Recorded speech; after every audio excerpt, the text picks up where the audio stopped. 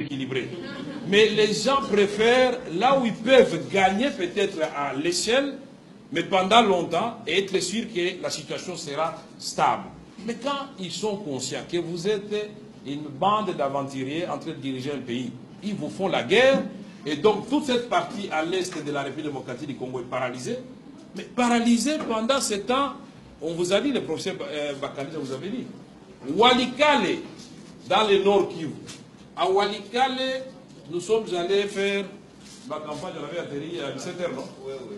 Quand vous atterrissez à Walikale, le pilote russe vous dit on doit faire un petit tour parce qu'on doit atterrir sur une route asphaltée. Ce n'est pas une piste. Oui. Mais qu'est-ce qui s'est passé à Walikale? Walikale, on était en train de construire la route par les Allemands.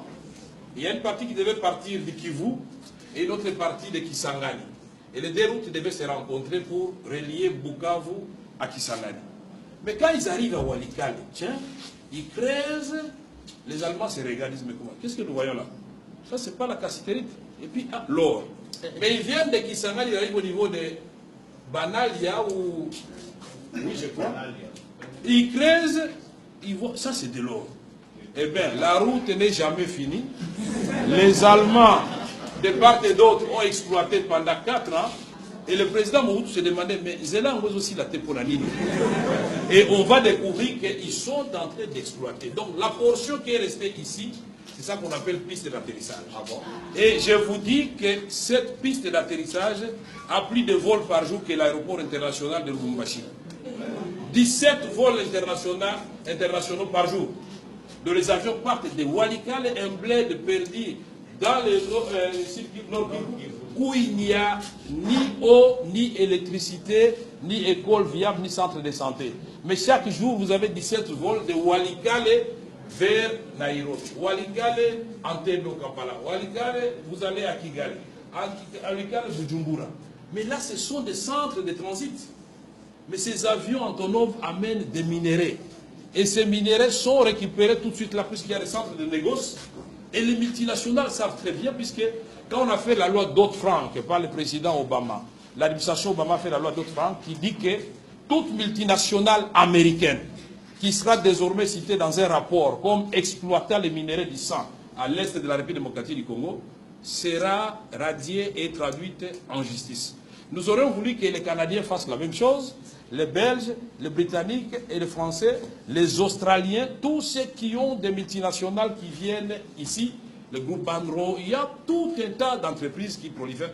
La guerre par procuration, l'armée américaine, depuis l'aventure de la Somalie, ils ont dit non, non, on ne vient plus en Afrique, formons quelques États en Afrique qui vont commencer à faire la guerre à notre place. Puisque qu'est-ce qui s'est passé en Somalie? Ils viennent débarquer en Somalie, oubliant la géopolitique et la sociologie et l'anthropologie. Ils débarquent, il y a des groupes armés, mais quand ils descendent, on prend 3 Américains qu'on tue de façon brutale, mais tous ils sont terrorisés, ils repartent et la guerre a pris fin. C'est pourquoi nous avons dit au secrétaire général, c'est bien d'amener une brigade d'intervention à l'est de la République démocratique du Congo. Mais quand vous voyez du nord Katanga, de Tanganyika, jusqu'à Dungu en province orientale, donc à la frontière du Soudan, mais c'est un territoire plus grand que l'Europe occidentale. Mais comment pensez-vous que 3000 hommes vont se déployer ici et réussir là où 17 000 hommes, 18 000 hommes de la MONUSCO n'avaient pas réussi? C'est pourquoi il faut prendre des précautions. Parce que dans l'État, on avait eu Artemis dans l'Itourie avec la France. C'était des coupes chirurgicales. Pendant 3 mois, ils ont terminé le travail. Pourquoi? Parce que si le plan interne a créé un minimum de consensus, si le plan interne, on a localisé les chefs de bande et les chefs de groupes armés, on les a identifiés, mais si vous faites l'obstacle, on va vous arrêter. Et l'affaire est bien partie. Mais les M23 menacent les Nations Unies. On ne fait rien. Et alors, une autre aventurier va menacer et les gens continuent à mourir. Voilà ce que nous disons.